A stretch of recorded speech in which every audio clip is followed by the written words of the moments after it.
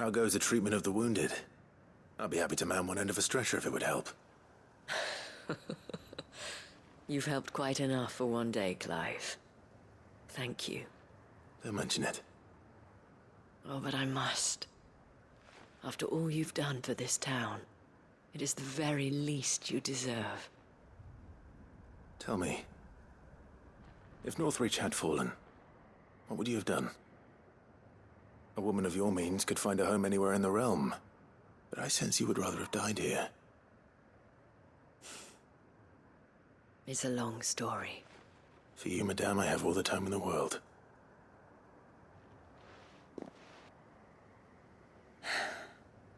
Very well. Long ago, I had a life in the Crystalline Dominion. I was Carla then, courtesan to the nobility. So sought after was I that it was only they who could afford my time. Alas, those halcyon days were not to last.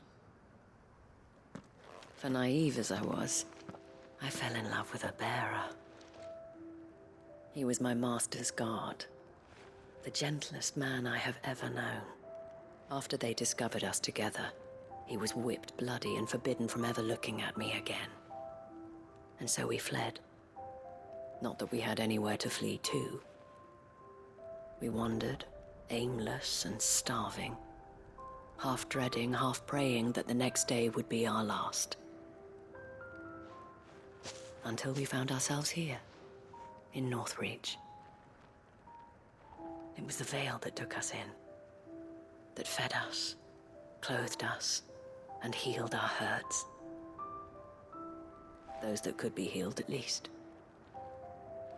My love was already too far gone. He passed away.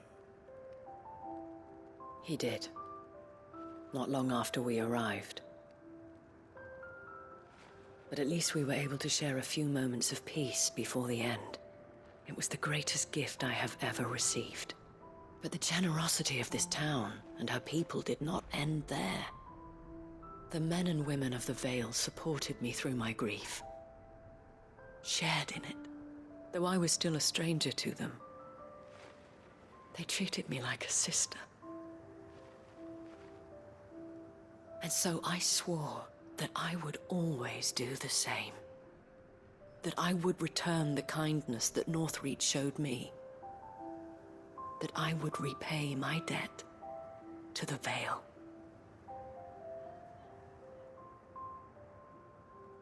Thank you, Isabel, for sharing this with me.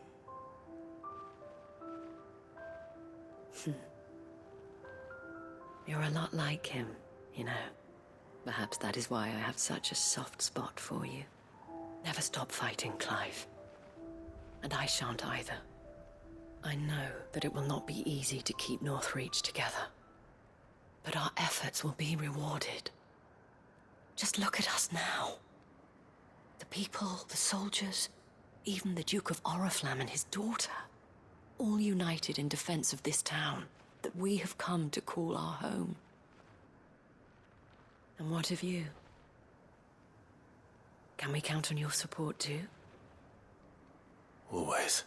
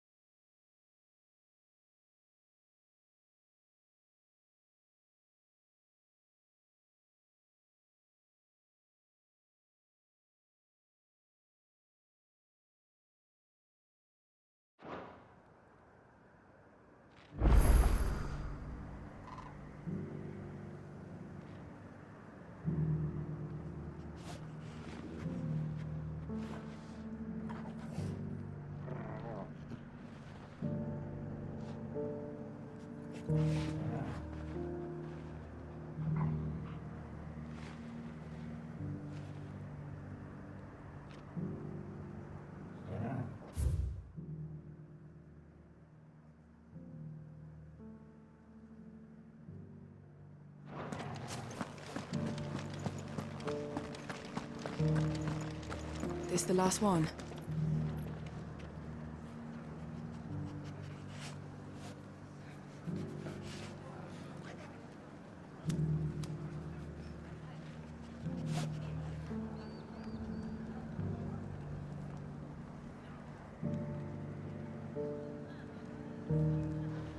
Just a little further.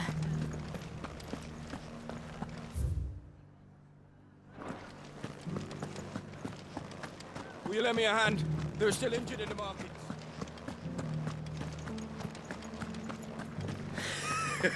You held your own. We rain fire down on their... I could give you another elixir. Oh, no. Well met, Sid. This is the initiate. Ember, present yourself. At your service, master. Please, just Sid. There are no masters here. Your life is your own. Oh, of course. Thank you, Sid. The sergeant says you'll be evaluating me at my trial. To become a scout, yes. You are aware of the dangers inherent in that role. I am. But I swore I'd face them. Just like the man who saved my life. And who would that be? Gav. It was him who found me and freed me. No magic, no support, just one man and his nose. Came and sniffed me out. It taught me what one man can do if he puts his mind to it. And I've been training ever since, so that one day I can be someone's saviour, just like Gav was mine. I'm sure he'd be flattered. You clearly have good intentions, Ember. And it sounds like you're under no illusions. Stick to this path and you'll make a fine cursebreaker. So, what? Have I passed? You haven't even started yet. Now listen.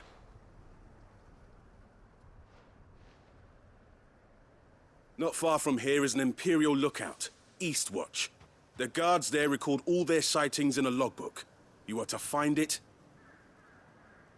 and bring it here. And bring it here, right. Anything else? No. Sneaking into a heavily guarded Imperial outpost and stealing the logbook would be quite sufficient.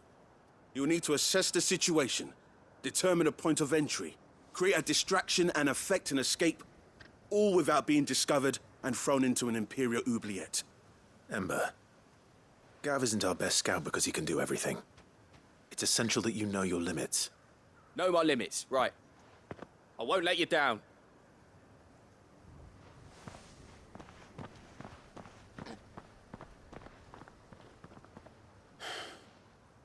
It shouldn't be as dangerous as I made out.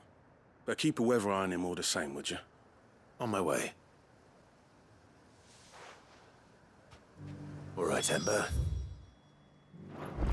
Impress me.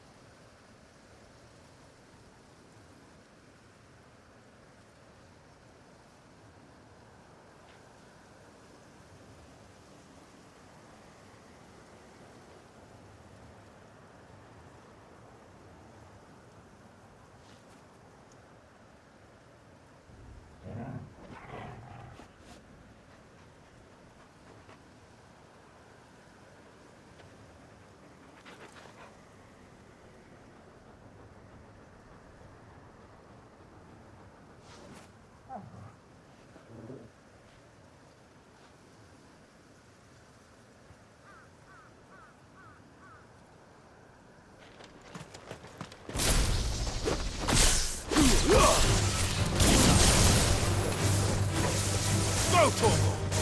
Over here! This one! Go, Torgal! This one! Now, Torgal!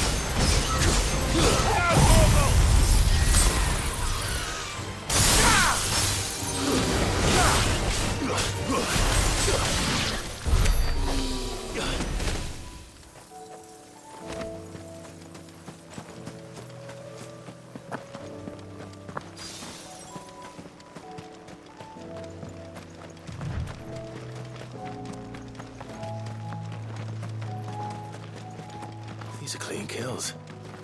Perhaps young Ember really is ready. Or maybe not.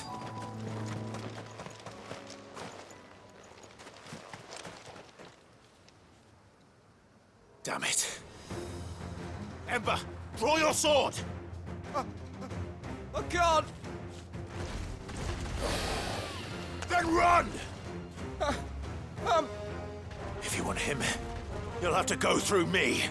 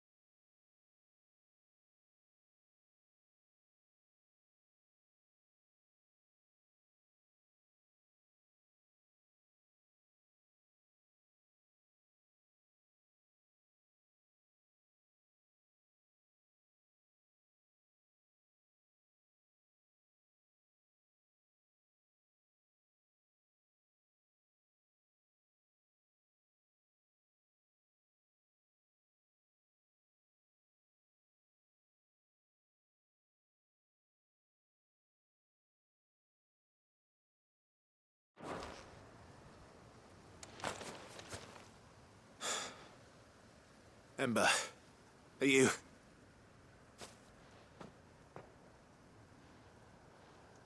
Gone. Of course. Scouts really are a rare breed. Back to Northreach it is then.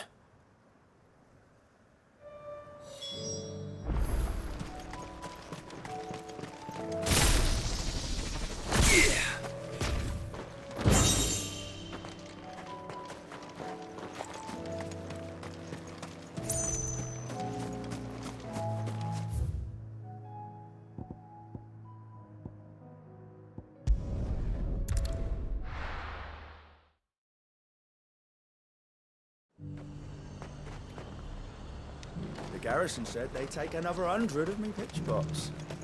Those whites will think twice before attacking us again.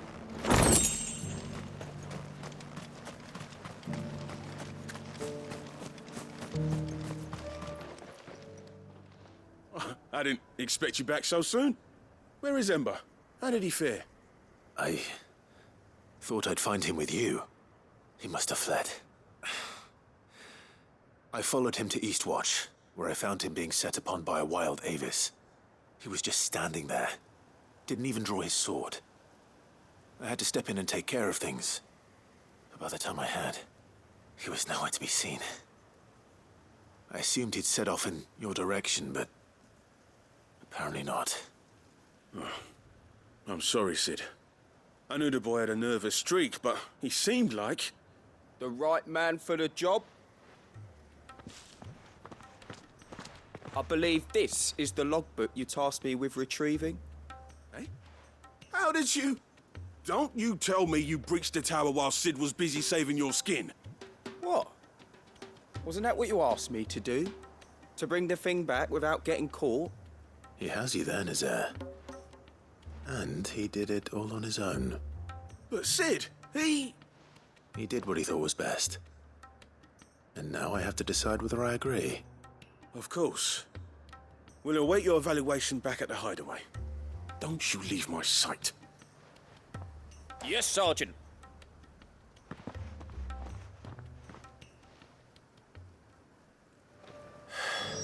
This won't be an easy decision.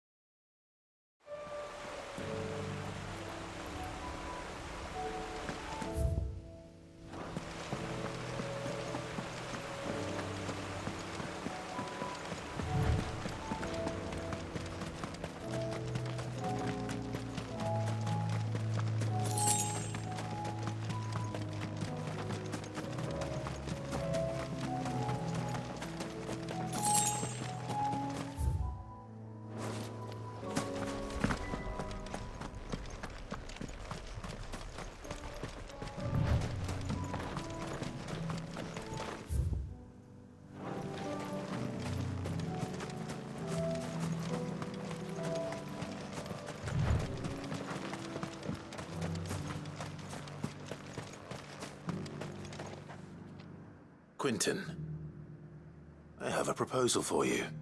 Do you now? Something tells me you'll be asking more of me than a cask of Gotand gold. Go on then. Propose.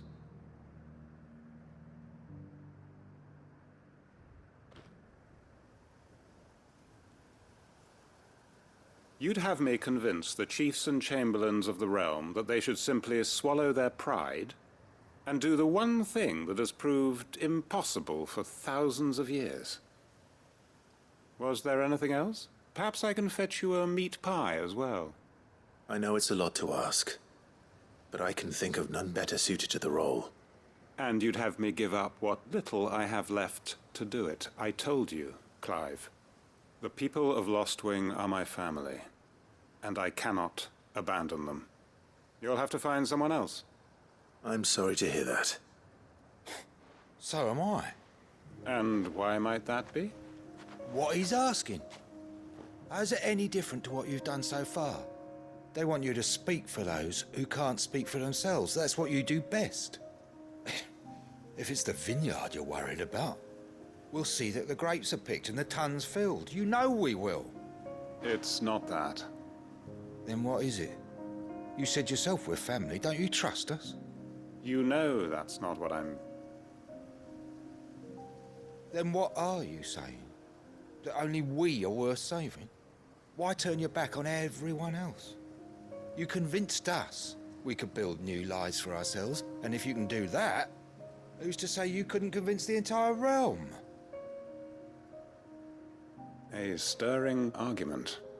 I fear that any rejoinder I make might fall somewhat flat by comparison. So you'll join us? Where do you need me? Field Marshal Havel will want to speak with you in person. He's currently in Port Isolde. I can arrange for a party of Cursebreakers to accompany you there. That would be very much appreciated.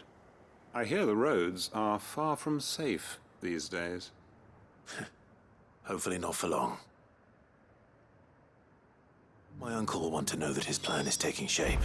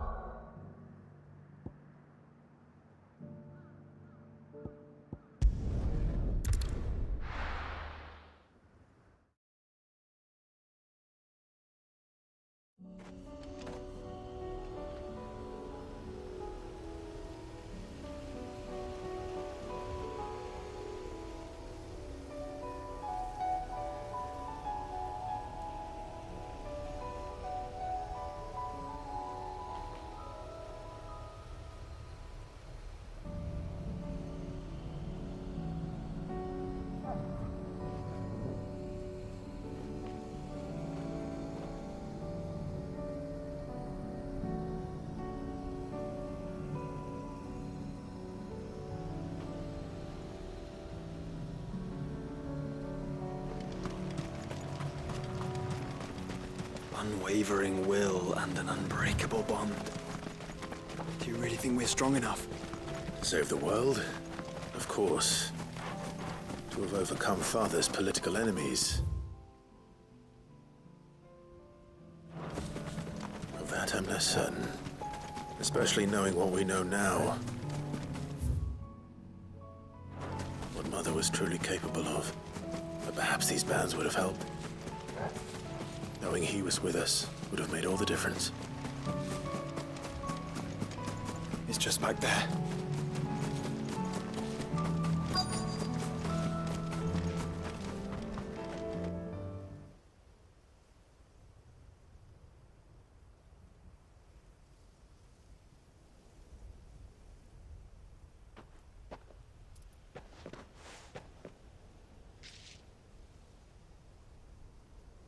Father always fought for what he believed was right.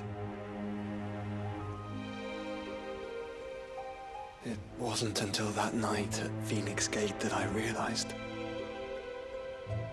I had never fought for anything. I always had someone else to do the fighting for me.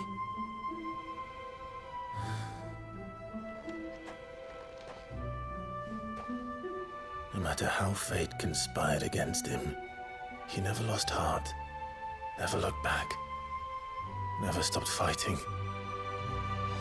To me, he was the greatest of men. And I've been trying to live up to his ideals ever since.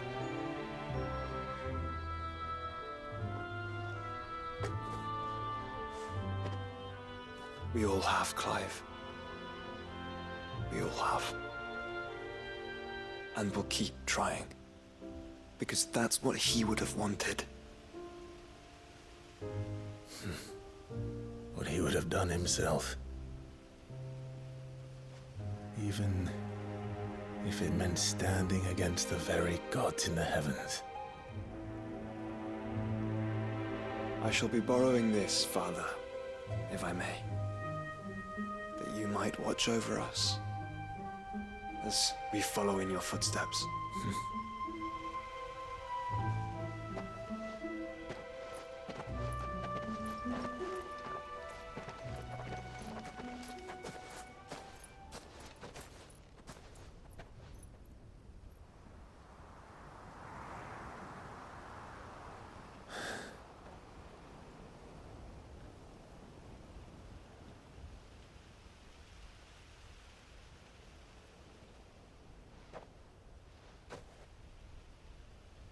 We won't lay you down.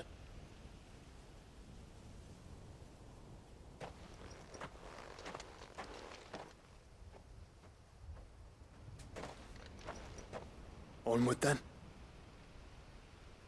Onward. To the end. And to a new beginning.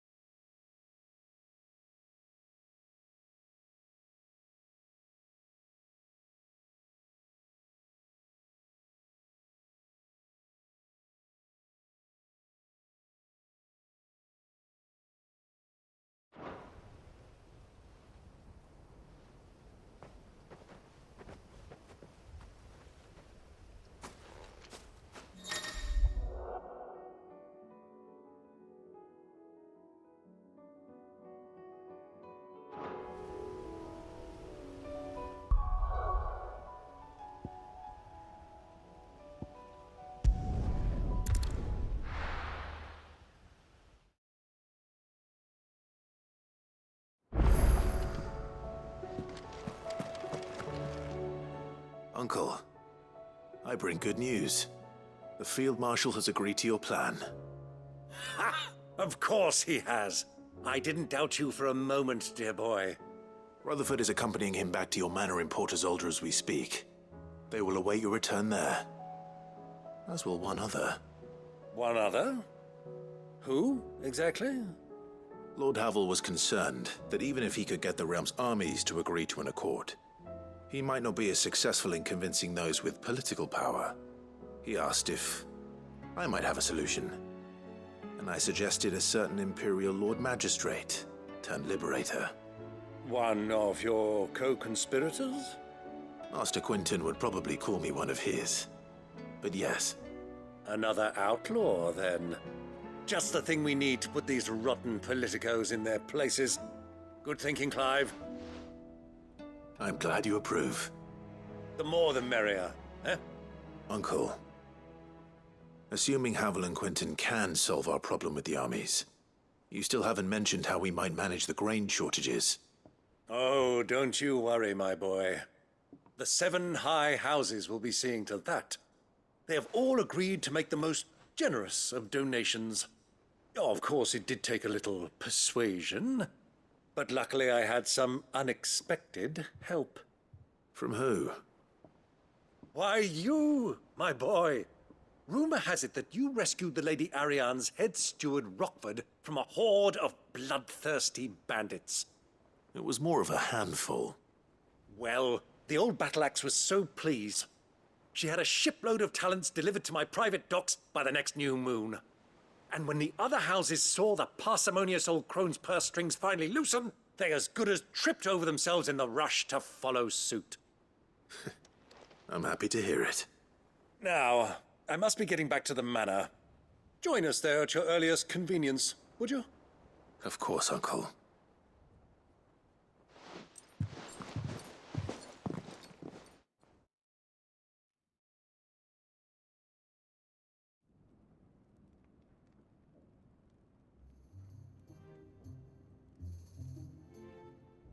And how, pray tell, will we get that grain to the capital if the roads are still overrun with Akashic? You'll find another bloody road. I only have so many men, and I'm not about to send them headlong into an ether flood. That is, unless you'd have them turn as well. Well, I'd certainly eat less. Says the man with a belly bigger than a band of curls. My soldiers actually need their rations. Without any food to keep them going, they'll be dead even before you've sent them on your fool's errand. If I may, gentlemen, perhaps I might suggest an alternative approach. Though supply routes are indeed disrupted, there is no shortage of ships. Indeed, they bob away in every bay from here to Randalar, awaiting a safe haven. Allow them to make port and fill their bellies full of grain.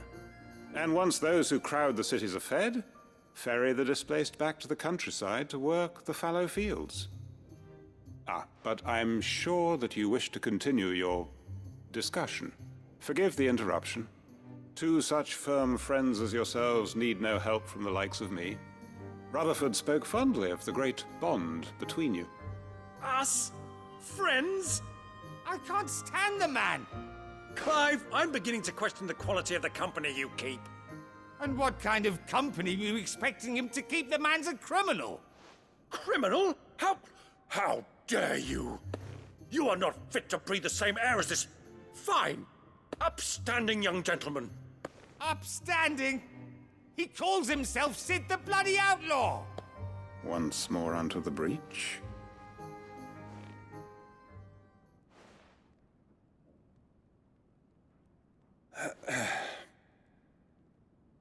Shall we begin again? What we seek here is not to create a new nation, nor to claim the thrones of those that already exist. We wish simply to bring stability to the realm that mankind might weather the current storm. And to do that, we must convince those in power, the generals, the statesmen, the nobles, that our cause is just. There will be disagreements, yes, and I imagine some resistance, much resistance. But we cannot let that deter us.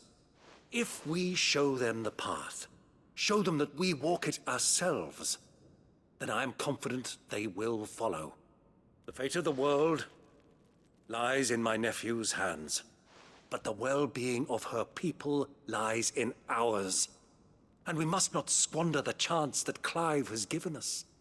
Uncle Byron, Now, with that settled, let's move on to the signing of the Accord. For what great moment in history hasn't been accompanied by a little ceremony?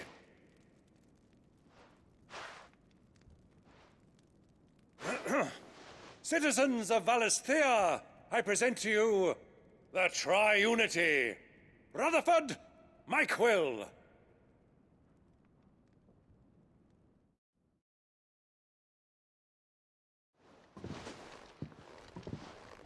Well, my boy, the stage is set. that it is. This is the role you were born for. Now I ask only that you trust in the talents of your supporting cast. We shall play our parts to the best of our abilities, that you might have the opportunity to shine. The realm needs its Sir Crandall. And there is no better Crandall than you, Clive. I want you to keep this signed accord as proof of our faith in you. I will. Thank you, Uncle.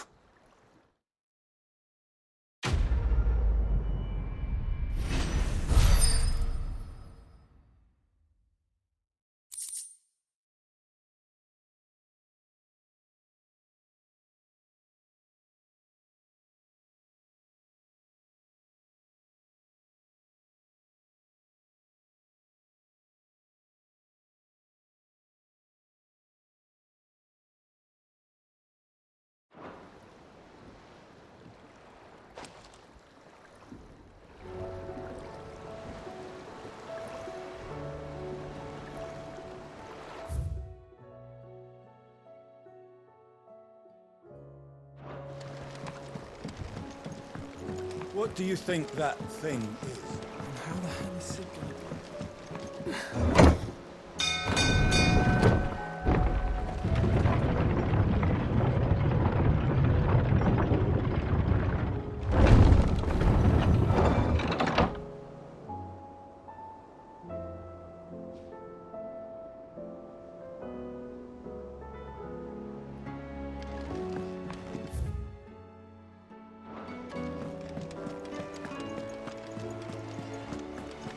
There's something about it. You should have seen. Welcome back, Sid. Welcome back, Sid. Yes. Welcome back. Trip wasn't too much of a pain in the arse, I hope. Truth be told, it was me who suggested roping you in to help with the trial. But from what I hear, things didn't go quite as planned. No, they most certainly did not.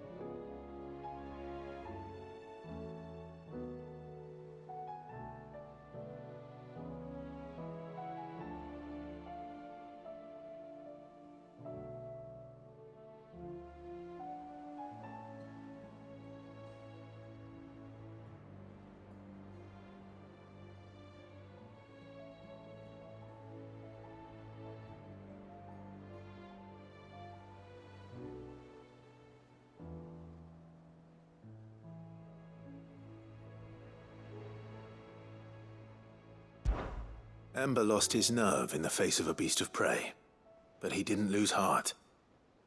He pressed on, and he achieved his aim. And is that not what we ask of our scouts? Indeed it is. Thank you for your honest appraisal, Sid.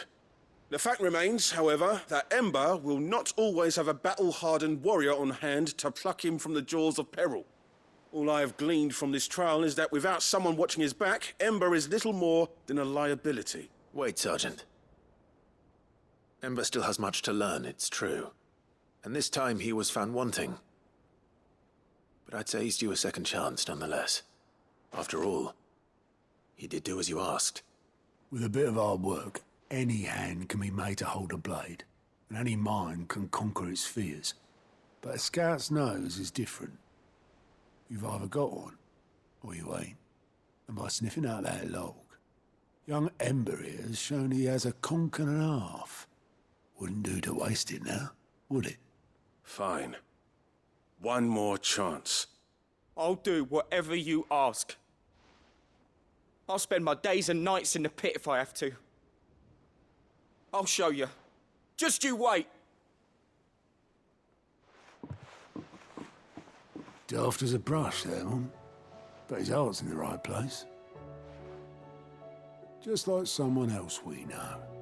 And if you ask me, we've been leaning on him for far too long. That time the curse breakers took some of the weight off his shoulders, I reckon.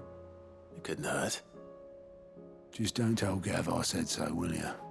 I won't have him thinking he's been hard done by. Next thing you know, he'll be asking for a day off. Chance would be a fine thing. Back to work. Forgive me, Sid. This did not play out as I expected. Things really do these days. But that's why we need men like Ember more than ever. Men who can make the best out of a bad situation. Remember that. I will, Sid. Thank you.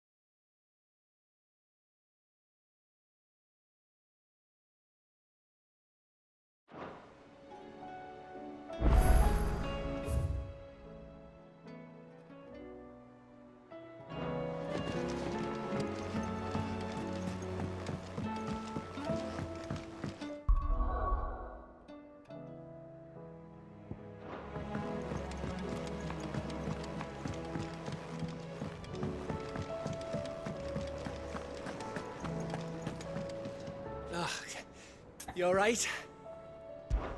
Something troubling you? No more than usual. It's just... Eda's baby will be coming soon, and I wanted to make something for it. I'm sure she'd like that. Back in the north, Families would always make gifts when a bairn was on the way. Yeah, let the little tykes know they were welcome in their new homes, like. So, what's the problem? Well, the problem is that Ed is due any day now, and I don't know if I'll be ready in time.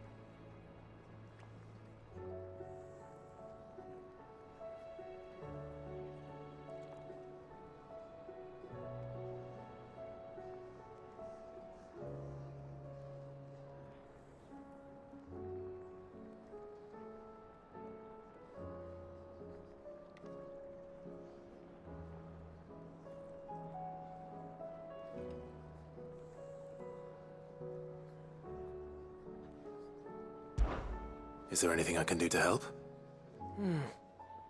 You know, there just might be. All right then. What exactly are we making? A good luck charm. But not just any good luck charm. Not just any. No. One made from the feather of a silver chocobo. There's naught lucky in all the realm, or so we used to say back home anyway. Thing is, they're hard to come by. Had Otto and Karen check with their suppliers, but nothing.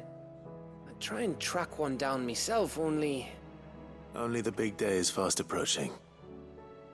And that's all you need, a feather.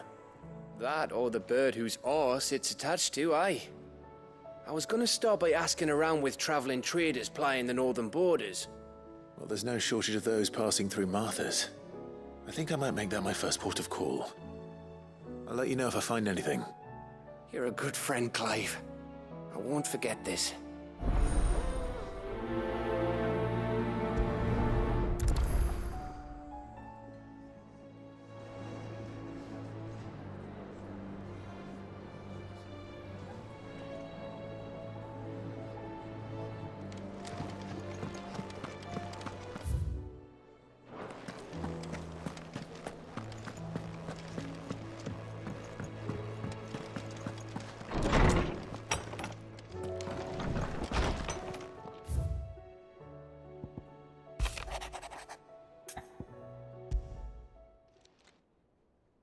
If Joshua's worried about Jill, I should go and speak with him.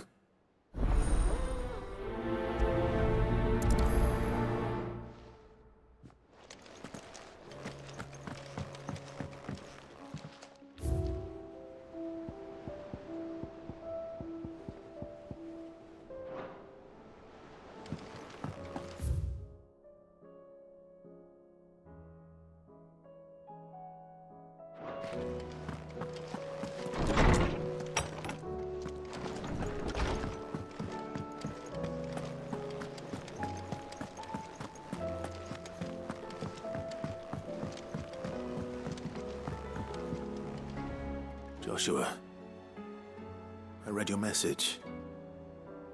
You're right. Jill is different. I don't think I'd realized how different, but since we returned from Drake's spine, I've felt it more and more.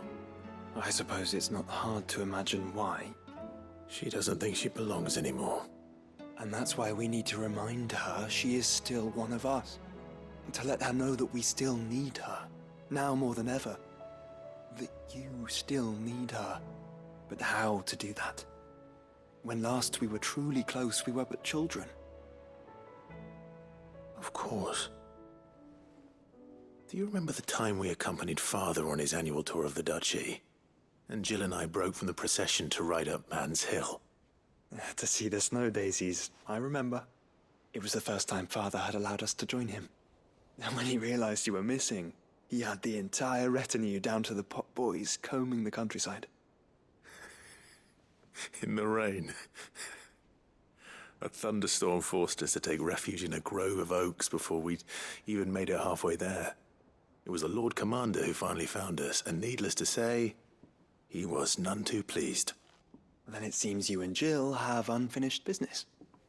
What do you say? Man's Hill. It's not that far. Oh, true. Though I suspect it is also much changed. Little in southern Rosaria remains as it was when we were children. You're saying I should go and scout the area for bandits?